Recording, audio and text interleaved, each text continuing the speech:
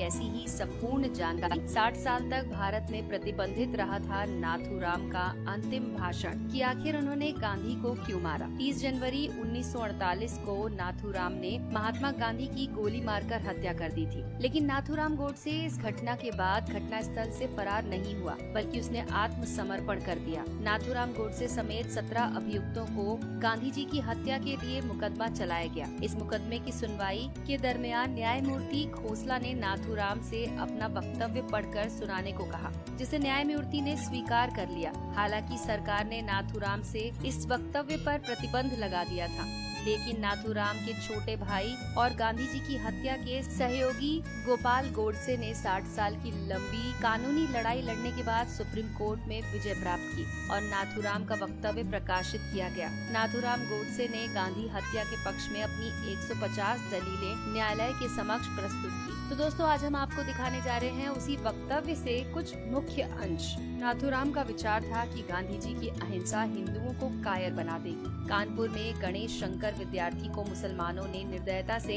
मार दिया था। महात्मा गांधी भी हिंदुओं से गणेश शंकर विद्यार्थी की तरह अहिंसा के मार्ग पर चलना और बलिदान करने की बातें करते थे। नाथूराम गोडसे को भय था कि गांधी जी की अहिंसा वाली नीति हिंदुओं को कमजोर बना देगी और वो अपना अधिकार प्राप्त नहीं कर पाएंगे। 1919 को अमृतसर के जलियांवाला बाग में गोलीकांड के बाद से पूरे देश में ब्रिटिश हुकूमत के खिलाफ आक्रोश उफान हो गया था। भारतीय जनता इस नरसंहार के खलनायक जनरल डायर पर अभियोग चलाने की मंशा को लेकर गांधी जी के पास गई, लेकिन गांधी जी ने भारतवासियों के इस आग्रह को समर्थन न देने का साफ साफ कह दिया। महात्मा गांधी ने खिलाफत आंदोलन का समर्थन करके भारतीय राजनीति में सांप्रदायिकता का जहर घोल दिया। महात्मा गांधी खुद को मुसलमानों का हितैषी की तरह पेश करते थे। वो केरल के मोपला मुसलमानों द्वारा वहाँ के 1500 हिंदुओं को मारने और 2000 से अधिक हिंदुओं को मुसलमान बनाए जाने की घटना का विरोध तक नहीं कर सके। कांग्रेस के त्रिपुरा अधिवेशन में नेताजी सुभाष चंद्र बोस को बहुमत से कांग्रेस अध्यक्ष चुन लिया गया, किंतु गांधी जी ने अपने प्रिय सीतारमैया का समर्थन दे दिया। गांधी जी ने सुभाष चंद्र बोस से जोर जबरदस्ती करके इस्तीफा देने के लिए उन्हें मजबूर कर दिया। 23 मार्च 1931 को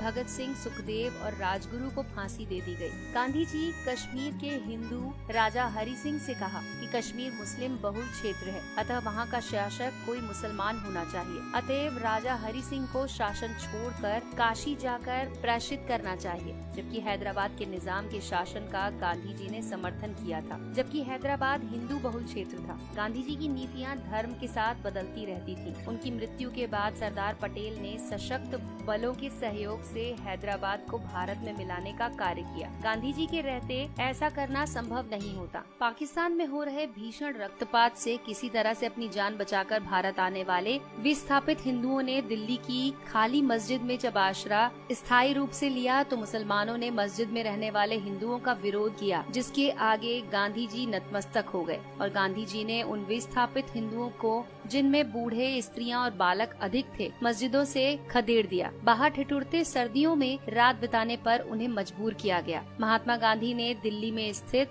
मंदिर में अपनी प्रार्थना सभा के दौरान नमाज पढ़ी, जिसका मंदिर के पुजारी से लेकर तमाम हिंदुओं ने विरोध किया, लेकिन गांधी जी ने इस विरोध को दरकिनार कर दिया। महात्मा गांधी एक बार भी किसी मस्जिद में जाकर गीता का पाठ नहीं कर सके। लाहौर कांग्रेस में वल्लभ भाई पटेल का बहुमत से विजय प्राप्त कर गए, किंतु गांधी जी अपनी जिद के कारण ये पद जवाहरलाल नेहरू को दे गए। गांधी जी अपनी मांग को मनवाने के लिए अनशन, धरना, रूठना, किसी से बात न करने जैसी युक्तियों को अपनाकर अपना काम निकलवाने में माहिर थे। इसके लिए वो नीति अनीति का लेश मात्र भी विचार नहीं करते थे। 14 जून 1947 को दिल्ली में आयोजित अखिल भारतीय कांग्रेस समिति की बैठक में भारत विभाजन का प्रस्ताव अस्वीकृत होने वाला था, लेकिन गांधी जी ने वहां पहुंचकर प्रस्ताव का समर्थन रखा। ये भी तब जबकि गांधी जी ने स्वयं ही ये कहा था कि देश का विभाजन उनकी लाश पर होगा। न सिर्फ देश का विभाजन हुआ, बल्कि लाखों निर्दोष लोगों का कत्लेआम भी हुआ। गांधी जी ने कुछ नहीं किया। धर्मनिरपेक्षता के नाम पर मुसलमान तुष्टीकरण की नीतियों के जन्मदाता महात्मा गांधी ही थे। जब मुसलमानों ने हिंदी को राष्ट्रभाषा बनाए जाने का विरोध किया तो महात्मा गांधी ने इसे स्वीकार कर लिया। हिंदी की जगह हिंदुस्तानी को बढ़ावा देने लगे। बादशाह राम और बेगम सीता से शब्दों का चलन शुरू हुआ। कुछ एक मुसलमान द्वारा वंदे मातरम गाने का विरोध करने पर महात्मा गांधी झुक गए और इस प्रस्ताव को भारत का राष्ट्रगान नहीं बनने दिया। गांधी जी ने अनेक अवसरों पर शिवाजी, महाराणा प्रताप, गुरु गोविंद सिंह जी को पथभ्रष्ट देशभक्त कहा। वहीं दूसरी ओर गांधी जी ने मोहम्मद अली जिन्ना को कायदे आजम कहकर पुकारा। कांग्रेस ने 1931 में स्वतंत्र भारत के राष्ट्र ध्वज बनाए जाने के लिए एक समिति का गठन किया था। इस समिति ने सर्वसम्मति से चरखा और भगवा वस्त्र को भारत का राष्ट्र ध्वज के डिजाइन को मान्यता दी, किंतु गांधी जी की जिद के कारण उसमें तिरंगा बनाया गया। जब सरदार वल्लभ भाई पटेल के नेतृत्व में सोमनाथ मंदिर का सरकारी व्यय पर पुनर्निर्माण करने का प्रस्ताव पारित किया गया, तब गांधी जी, जो कि मंत्रिमंडल के सदस्य भी नहीं थे,